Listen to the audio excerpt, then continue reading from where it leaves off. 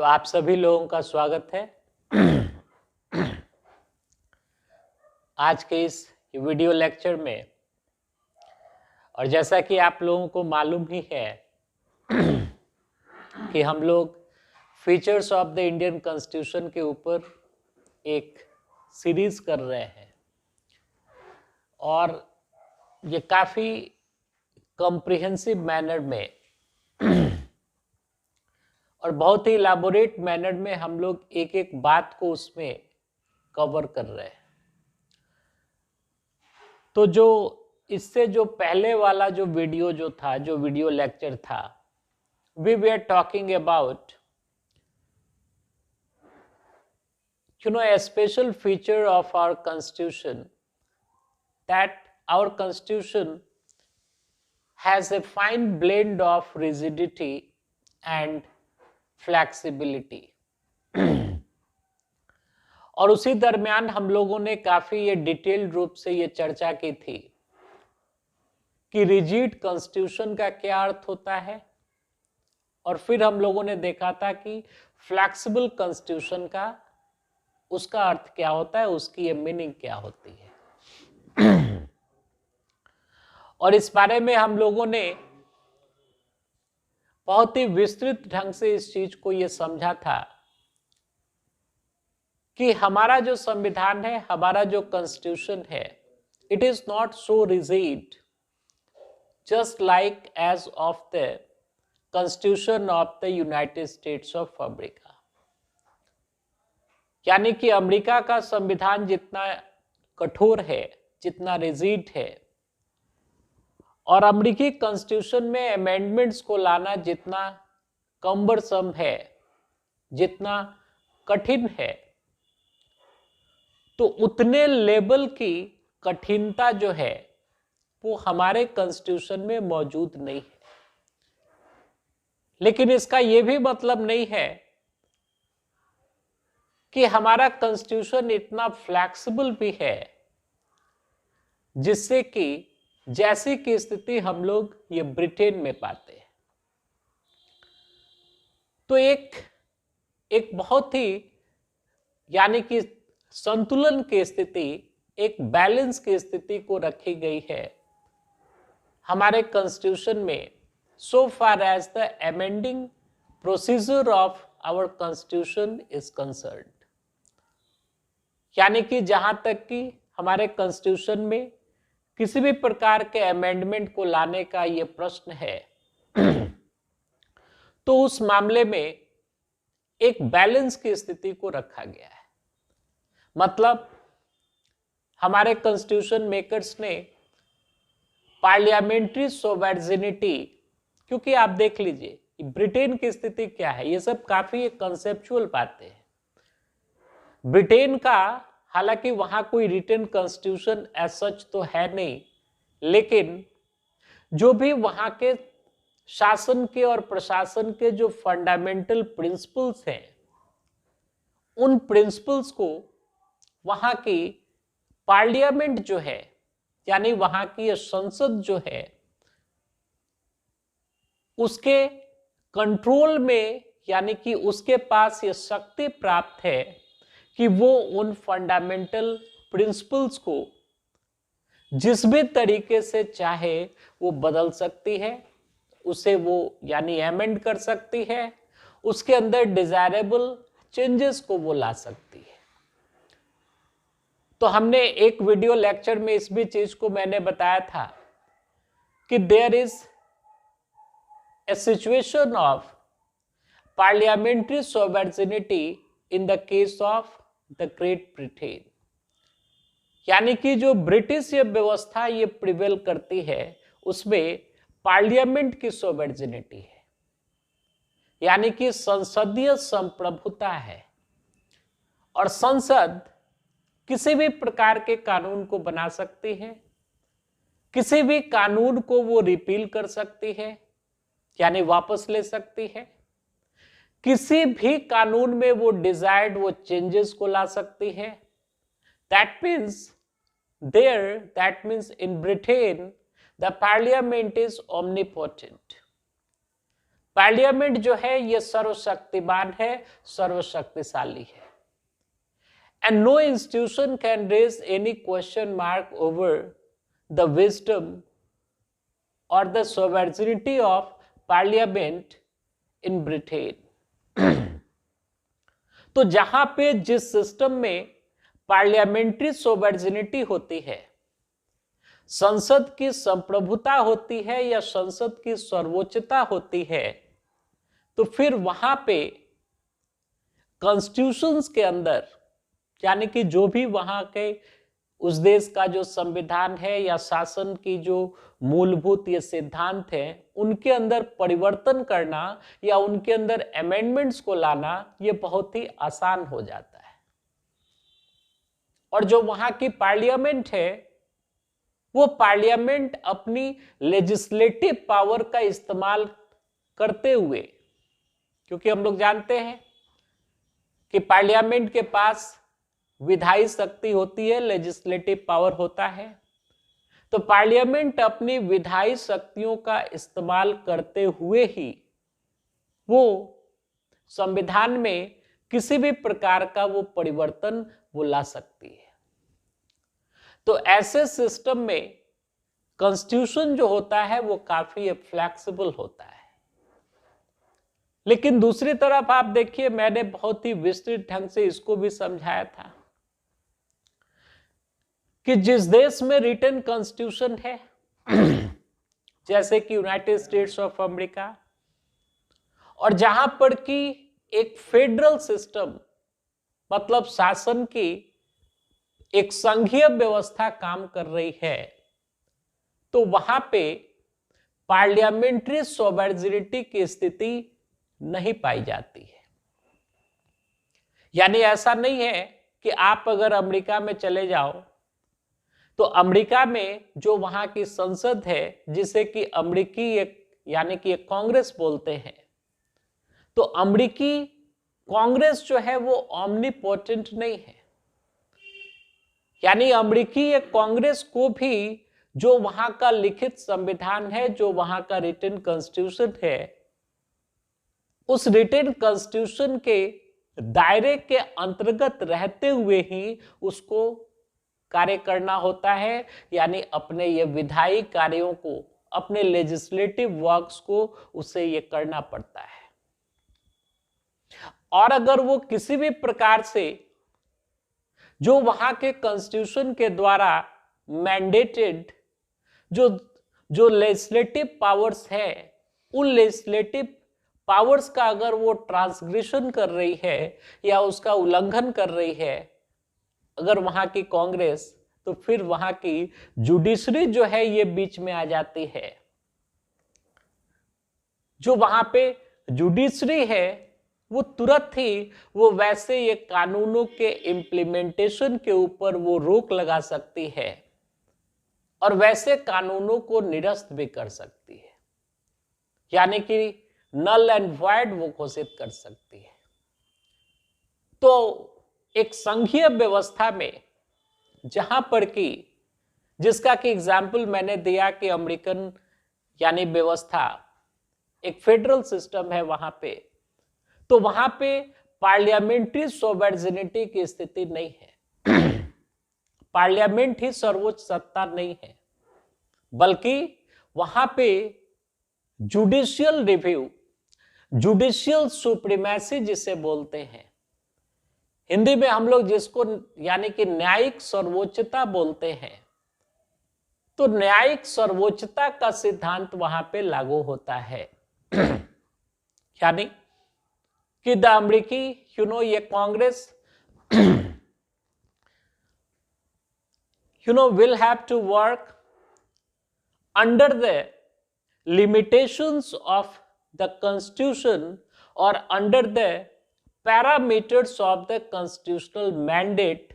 of that very country। यानी कि Britain जैसी स्थिति नहीं है वहां पे अमेरिका में। ब्रिटेन में क्या है, इस चीज को समझिए। ब्रिटेन में स्थिति यह है कि the parliament can do anything everything,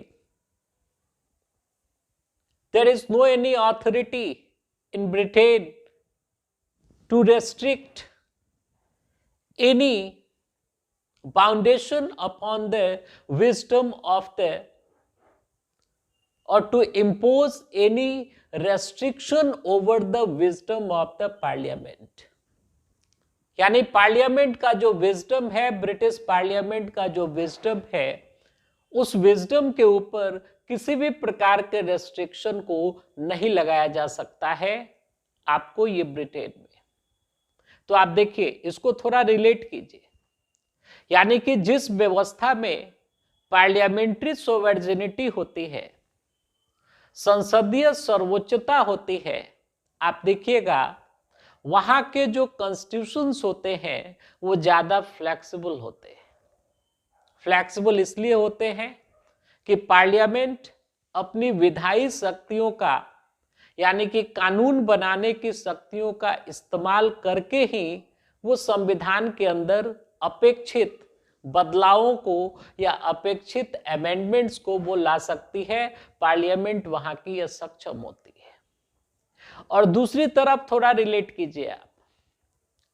कि अमेरिकी जैसा, यानी कि अमेरिका जैसी व्यवस्था जहां पर कि एक फेडरल सिस्टम काम कर रहा है, जहां पर कि एक रिटन कॉन्स्टिट्यूशन है और जहां पर कि जुडिशियल सुप्रीमेसी है, यानी कि न्यायिक सर्वोच्चता का सिद्धांत जहां पे प्रिवेल कर रहा है, तो वैसे सिस्टम्स में कॉन्स्टिट्यूशन में यानी अमेंडमेंट्स को लाना ये बहुत ही एक कठिन कार्य हो जाता है। यानी कि वहां पे, यानी उस प्रकार की व्यवस्था में संविधान जो वहां का है उसके अंदर किसी भी प्रकार के बदलाव को लाना ये बहुत ही कंपैरेटिवली एक कठिन कार्य हो जाता है आपको, यानी कि अमेरिका जैसी व्यवस्था में। तो ऐसी व्यवस्था में आप देखिएगा कि कॉन्स्टिट्यूशन की जो फ्लेक्सिबिलिटी होती है, जो उसका लचीलापन होता है, ये कम हो जाता है। और ऐसे जो कॉन्स्टिट्यूशंस होते हैं वो कॉन्स्टिट्यूशंस रिजिड कॉन्स्टिट्यूशंस की श्रेणी में आते हैं। तो ये ध्यान दीजिएगा, यानी कि बेसिकली ये जो डिस्कशन है, ये चौक प्लीज, बेसिकली ये जो डिस्कशन है रिजिडिटी का और फ्लेक्सिबिलिटी का, रिजिडिटी और फ्लेक्सिबिलिटी का जो डिस्कशन है, ये बेसिकली आपको डिस्कशन है पार्लियामेंट्री सोवर्जिनिटी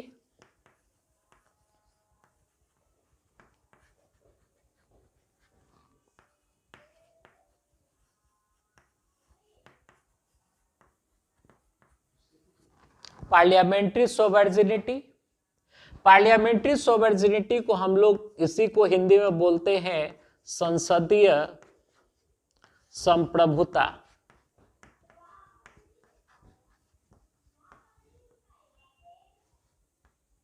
संसदीय संप्रभुता वर्सेस, ध्यान दीजिएगा, this is very concept based discussion.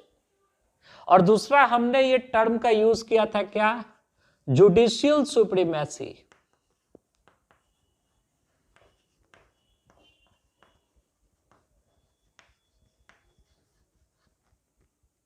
Judicial supremacy, और जुडिशियल सुप्रीमेसी को हिंदी में बोलेंगे हम लोग न्यायिक सर्वोच्चता।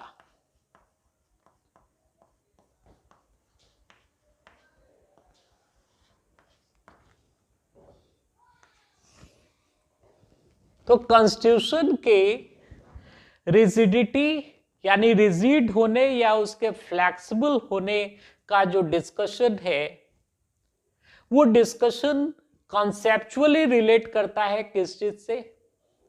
कि whether you are adopting the system in which you have parliamentary sovereignty or you have the judicial supremacy। यानी डिस्कशन इससे रिलेटेड है। अगर हम लोग ऐसे सिस्टम को एडॉप्ट कर रहे हैं जैसा कि फेडरल सिस्टम्स में होता है, जैसा कि अमेरिकी व्यवस्था में होता है, क्योंकि अमेरिकी व्यवस्था को ही फेडरल सिस्टम का सबसे ये क्लासिकल एग्जाम्पल माना जाता है, फेडरलिज्म का सबसे ये क्लासिकल एग्जाम्पल माना जाता है। इसके बाद वाला जो टॉपिक है वो टॉपिक डिटेल्ड रूप से इसी के ऊपर डिस्कशन रहेगा कि फेडरलिज्म का अर्थ क्या है, उनके फीचर्स क्या है। तो आप ये धैर्य बना करके और इन चीजों को देखिए, धीरे धीरे करके मैं सारी चीजों को समझा दूंगा। तो जहां पे भी फेडरलिज्म है, जहां पे भी फेडरल स्ट्रक्चर काम कर रहा है, रिटन कॉन्स्टिट्यूशन जहां मौजूद है, और जहां पर कि कम से कम ये दो स्तर पे, यानी केंद्र के स्तर पे और ये राज्य के स्तर पे शासन और प्रशासन की व्यवस्था काम कर रही है, तो वैसे केसेस में जुडिशियल सुप्रीमेसी की स्थिति ये पाई जाती है। तो आप इन चीजों को देख सकते हैं और आपको ये बात समझ में आ रही होगी कि जिस भी सिस्टम में अगर पार्लियामेंट की सोवर्जिनिटी है, संसदीय संप्रभुता है, वहां पे कॉन्स्टिट्यूशंस जो होते हैं ये फ्लैक्सिबल होते हैं, यानी कि बाय एंड लार्ज वहां के जो कॉन्स्टिट्यूशन होते हैं वो फ्लैक्सिबल होते हैं। क्यों? कि वहां पे वैसे सिस्टम्स में पार्लियामेंट को ही ओमनीपोटेंट मान लिया गया है, यानी कि उस प्रकार की व्यवस्था में पार्लियामेंट के विजडम के ऊपर लोगों का भरोसा होता है, उस देश के लोगों का भरोसा होता है, और वो लोग ऐसा सोचते हैं कि पार्लियामेंट जो भी करेगी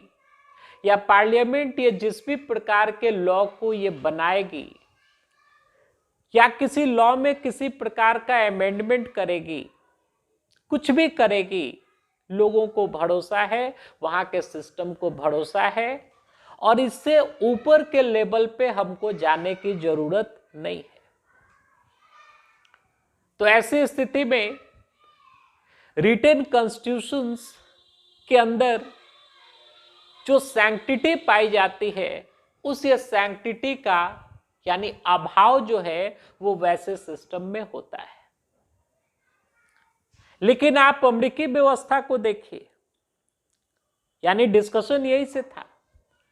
कि why the constitutions become rigid और flexible, what's the main cause, what's the main reason, यानी उसका ये मेन कॉज क्या है। तो एक सिंपल सा इसका आंसर जान लीजिए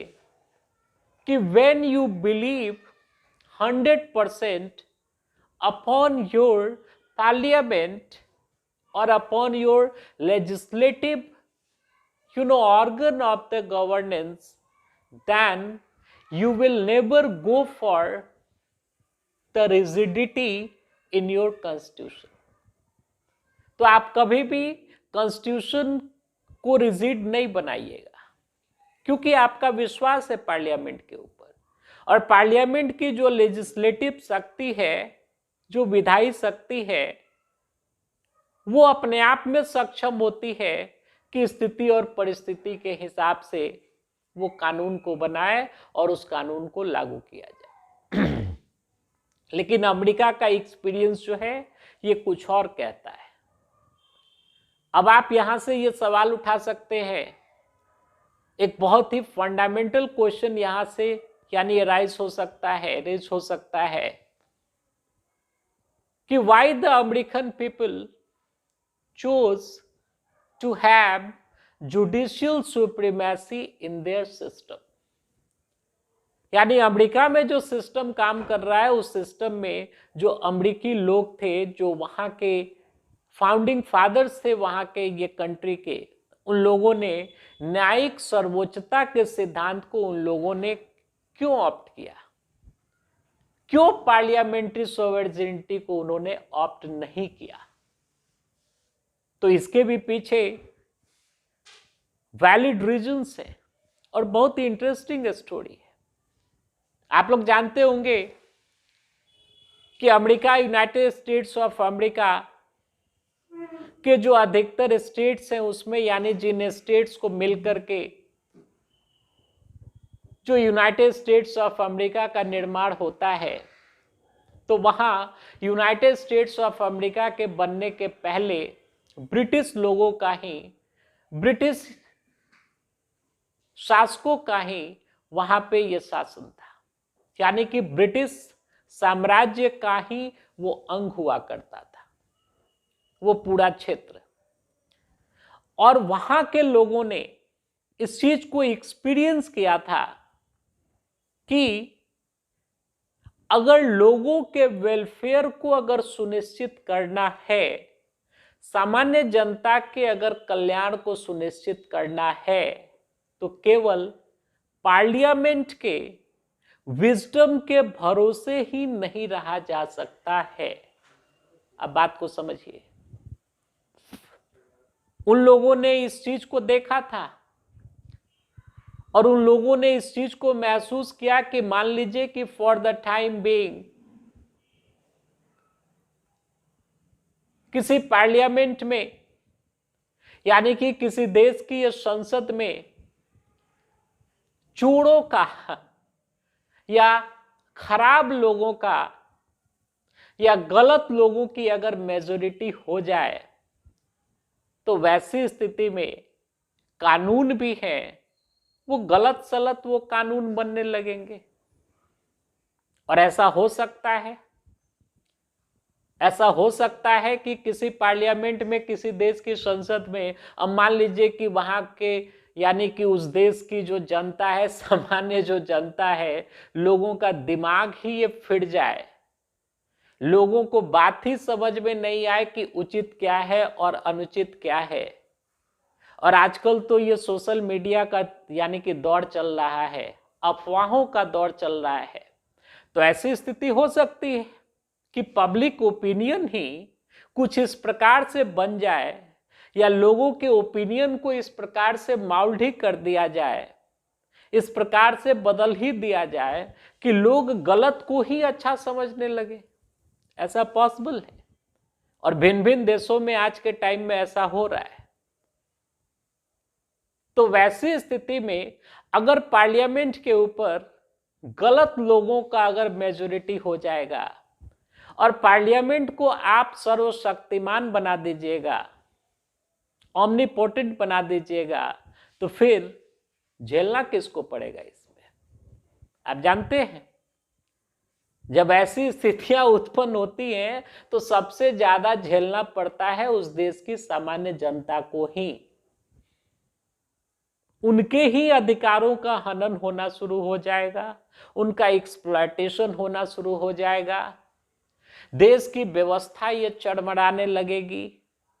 और फिर धीरे धीरे वो देश ही एक पॉलिटिकल यूनिट के रूप में जो उसका एग्जिस्टेंस है, वो एग्जिस्टेंस ही ये कोलैप्स करने लगेगा। तो अमेरिकियों ने इस चीज को सोचा और ये बहुत ही रीजनेबल सोच थी। उन लोगों ने इस चीज को सोचा कि क्योंकि इस चीज को उन लोगों ने एक्सपीरियंस किया था। अमेरिका जो थी वो उस टाइम में वो ब्रिटिश एम्पायर की वो कॉलोनी थी, यानी ब्रिटेन का उपनिवेश था अमेरिका। अब देखिए, ब्रिटिश पार्लियामेंट जो है ओमनीपोटेंट उसे माना जाता था, तो ब्रिटिश पार्लियामेंट डिस्क्रिमिनेटरी लॉज को बनाती थी, भेदभावपूर्ण वाले वो कानूनों को बनाती थी। यानी कि ब्रिटिश पार्लियामेंट जो है ब्रिटेन के नेटिजन्स के लिए, वहां के लोगों के लिए अलग प्रकार के कानून को बनाती थी। और ब्रिटिश जो ये कॉलोनीज होती थी, ब्रिटिश का उपनिवेश जो होता था, हम लोग भारतवर्ष में भी हम लोगों ने इन चीजों को एक्सपीरियंस किया है। तो अपनी ये कॉलोनीज के लिए वो कुछ दूसरे प्रकार का वो कानून बनाती थी, डिस्क्रिमिनेटरी लॉज को बनाती थी। यानी कि पार्लियामेंट जो है जिसपे कि लोगों की आस्था होती है, जिसके के ऊपर लोगों का विश्वास होता है कि नहीं ये सही कानून बनाएगा, लोगों के अधिकारों की रक्षा करेगा, लोगों के वेलफेयर के लिए कानून को बनाएगा, वहीं पार्लियामेंट अपने देश के लोगों के लिए, मतलब आप समझ रहे हैं, ब्रिटिश जो नागरिक थे उनके लिए अलग प्रकार के कानून को बना रही है, और ब्रिटिश कॉलोनी में जो लोग रहते थे उनके लिए अलग प्रकार के कानून को वो बना रही थी, जो कि डिस्क्रिमिनेटरी थी। तो अमेरिकियों को ये एक्सपीरियंस था कि नहीं, पार्लियामेंट के ऊपर भी 100% या आंख मूंद करके विश्वास नहीं किया जा सकता है। यानी पार्लियामेंट्री विजडम के ऊपर 100% आंख मूंद करके विश्वास नहीं किया जा सकता है, क्योंकि ऐसा हो सकता है, ऐसा पॉसिबल है कि पार्लियामेंट में किसी समय विशेष में ऐसे लोगों का वर्चस्व हो जाए जो कि सामान्य जनता के हितों के विरोध में जाकर के वो कार्य करे। तो इसीलिए वो लोग एक स्टेप और ऊपर चढ़ गए, यानी अपने सिस्टम में उन लोगों ने पार्लियामेंट्री सोवर्जिनिटी को ये गौण रखा, नीचे रखा, और एक ऐसी संस्था को उसने सर्वोच्चता प्रदान कर दी, न्यायपालिका को उसने ये सर्वोच्च बना दिया कि चूंकि हमारे यहां जो शासन है वो शासन लिखित संविधान के आधार पे चलेगा, लिखित संविधान के दायरे के अंतर्गत रहते हुए ही गवर्नमेंट के किसी भी ऑर्गन को कार्य करना है, चाहे लेजिस्लेचर हो चाहे एग्जीक्यूटिव हो, संविधान के दायरे के अंतर्गत ही रह करके उनको कार्य करना है। मतलब ठीक है कि वहां की जो पार्लियामेंट है या कांग्रेस है उसको कानून बनाने की शक्ति प्राप्त है, लेकिन कानून बनाने की शक्ति प्राप्त होने का यह मतलब नहीं हुआ कि जो मन करे वो कानून बना दे, कि हाँ ये चोरी करना बहुत अच्छी बात है, यही कानून बना दीजिए। ब्रिटिश व्यवस्था में यह पॉसिबल है, because no one can raise any question mark over the wisdom of the parliament. लेकिन अमेरिकी व्यवस्था में यह पॉसिबल नहीं है। अमेरिकी व्यवस्था ये कहती है कि जो वहां की एक कांग्रेस है, जो वहां का लेजिस्लेचर है, वो संवैधानिक दायरे के अंतर्गत रहते हुए ही वो कानून बना सकती है, और जो वहां की कार्यपालिका है, मतलब वहां की जो एग्जीक्यूटिव है और एग्जीक्यूटिव के जो हेड है वहां के, यानी कि प्रेसिडेंट है यूनाइटेड स्टेट्स ऑफ अमेरिका के, वो भी संविधान के संवैधानिक दायरे के अंतर्गत रहते हुए ही वो कार्य कर सकते हैं। और संविधान के अंतर्गत रहते हुए वो कार्य कर रहे हैं कि नहीं कर रहे हैं, इस चीज को देखने के लिए वहां पे जुडिशियल सुप्रीमेसी है, न्यायिक सर्वोच्चता है, यानी कि जुडिशरी उनके ऊपर बैठी हुई है।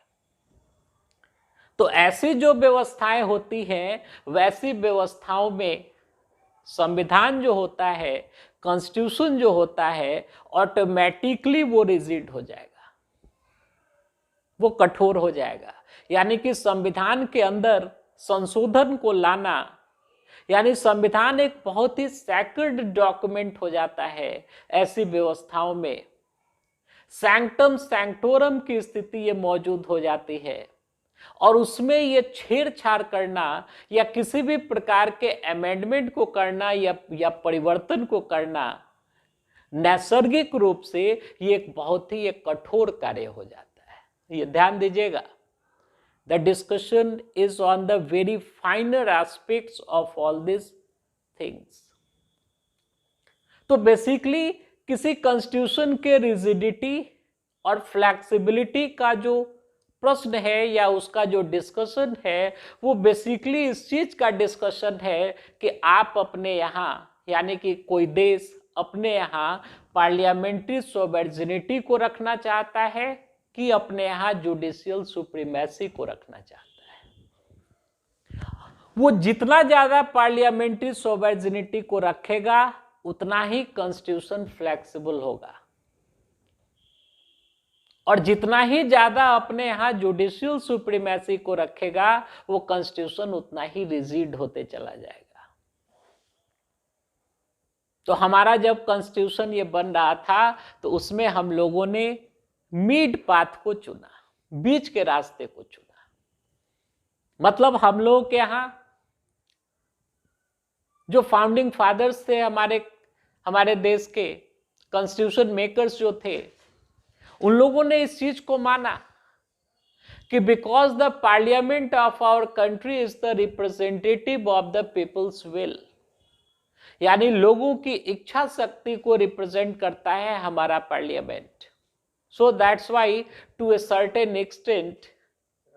कि कुछ हद तक, एक निश्चित हद तक हमारे यहां पार्लियामेंट को भी पावरफुल रखना जरूरी है। लेकिन दूसरी तरफ हम लोग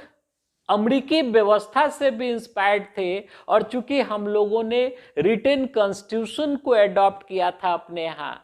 तो रिटन कॉन्स्टिट्यूशन की जो सैंक्टिटी होती है, जो उसकी पवित्रता होती है, जो उसका स्पेशल स्टेटस होता है एक डेमोक्रेटिक कंट्री में, तो उसके सैंक्टिटी को भी मेंटेन रखना, ये प्रिजर्व रखना हमारे कॉन्स्टिट्यूशन मेकर्स ने आवश्यक समझा। और वो उन लोगों ने इस भी चीज को समझा, मतलब एक वह बैलेंस बनाना कि पार्लियामेंट जो है उसको एक निश्चित लेवल का फ्रीडम भी होना चाहिए लॉ मेकिंग के क्षेत्र में, लेकिन इतना भी फ्रीडम नहीं होना चाहिए पार्लियामेंट के पास जिससे कि लोगों के जो नैसर्गिक अधिकार हैं, लोगों के जो मूलभूत अधिकार हैं, उन मूलभूत अधिकारों का किसी भी प्रकार से अतिक्रमण हो, या पार्लियामेंट ऐसे कानूनों को पास करने लगे जिन कानूनों का पब्लिक वेलफेयर से कुछ लेना देना ना हो। तो वैसी स्थिति में उस हद तक हमारे यहां जुडिशियल सुप्रीमेसी को भी रखा गया है। मतलब हमारे यहां ना 100% पार्लियामेंट्री सोवर्जिनिटी है और ना ही हमारे यहां हमारे सिस्टम में 100% जुडिशियल सुप्रीमेसी है। एक बहुत ही रीजनेबल ये बैलेंस को बनाया गया है। आप जब तक इंडियन कॉन्स्टिट्यूशन को दिल से नहीं पढ़िएगा, दिल और दिमाग से नहीं पढ़िएगा, तब तक इंडियन कॉन्स्टिट्यूशन की जो अहमियत है और एक दस्तावेज के रूप में जो इसका इंपॉर्टेंस है और जो इसकी एक गंभीरता है, उस ये गंभीरता का आपको अंदाजा भी नहीं लगेगा। फेसबुक और व्हाट्सएप के यूनिवर्सिटी में अनाप शनाप की चीजें प्रस्तुत, कभी कभी हमारा भी दिमाग खिल जाता है कि ये सब चीजें आखिर उठती कहां से। और इसमें ये होना चाहिए, एक दिन मैं न्यूज में ये पढ़ रहा था इन चीजों के ऊपर,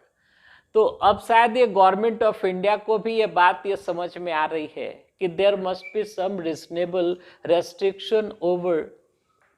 the social media. Social media जो है उसके ऊपर एक रीजनेबल, 100% नहीं, लेकिन एक रीजनेबल रेस्ट्रिक्शन तो ये जरूर होना चाहिए। जिसको जो मन में आ रहा है, जो कुछ उल्टी करना चाह रहा है सोशल मीडिया के ऊपर कर दे रहा है। तो शायद अभी गवर्नमेंट की तरफ से ऑफिशियल स्टेटमेंट एज सच नहीं आया था, लेकिन इंफॉर्मेशन एंड ब्रॉडकास्टिंग मिनिस्टर ने किसी फंक्शन में शायद इस चीज को बोला था कि legislation is in the pipeline to control and regulate the activities of the social media in a reasonable way। जरूरी है नियंत्रण, क्योंकि ये सोर्स का पता होना चाहिए कि इंफॉर्मेशंस जो हैं ये कहां से जनरेट हो रही है, या मिस इंफॉर्मेशंस ये कहां से जनरेट हो रही हैं, उनका प्रोपगेशन कौन कौन लोग इन्वॉल्व हैं, या कम से कम इतना तो ये जरूर होना चाहिए, राइडर ये जरूर होना चाहिए कि लोग किसी भी इंफॉर्मेशन को शेयर करने के पहले जो उसकी ऑथेंटिसिटी है, जो उसकी प्रामाणिकता है, या उसका जो उसकी रीजनेबिलिटी जो है, उसकी जिम्मेवारी को वो स्वीकार करे। तो खैर ज्यादा टाइम नहीं लेंगे, डिस्कशन आगे भी जारी रहेगा और आशा है आप लोग ये पढ़ रहे होंगे। और क्योंकि मैं तो बार बार इन्हीं चीजों को बोलता हूं और बहुत बार मैं इन चीजों को बोलूंगा कि जब तक आपकी पढ़ाई में ये गंभीरता नहीं होगी, और पढ़ाई में गंभीरता उसी समय होगी जब आपकी सोच में गंभीरता होगी। देखिए इंफॉर्मेशंस जो होते हैं वो इंफॉर्मेशंस एक हॉरिजॉन्टल स्ट्रेच देते हैं आपके माइंड को। हॉरिजॉन्टल स्ट्रेच का ये मतलब हुआ कि वो ये दायरे को बढ़ाएंगे, ज्यादा से ज्यादा इंफॉर्मेशंस जो हैं, ये फैक्ट्स जो हैं वो आपके पास रहेगा। लेकिन इसके साथ साथ जो वर्टिकल स्ट्रेच है, मतलब जो डेप्थ है आपकी पढ़ाई लिखाई की, ये बहुत ही ये मायने रखती है। अगर पढ़ाई के अंदर ये गंभीरता नहीं है, आप चीजों को अच्छे ढंग से नहीं समझ रहे हैं, तो फिर ये समस्याएं ये बनी की बनी रहेंगी। और हायर एग्जाम्स के लिए तो ये बिल्कुल भी ये उचित नहीं है कि आप केवल इंफॉर्मेशंस के ऊपर या रटने के ऊपर आप इन चीजों को उसी के ऊपर ये रिलाई कर जाएं, उसी के ऊपर ये निर्भर कर जाएं। ऐसे काम नहीं चलने वाला है। इसीलिए बोला भी जाता है और मैं भी इस चीज को बोलता हूं कि रटने से किसी भी समस्या का समाधान नहीं है। जो समझ जाते हैं उनको रटने की जरूरत नहीं है, और जो रटते हैं वो शायद वो कुछ ये समझना ही नहीं चाहते हैं। तो in which category you fall, you have to decide. I am not here to decide on behalf of you. खैर, तो आज के लिए इतना ही, और सभी लोगों को बहुत बहुत धन्यवाद। Thank you.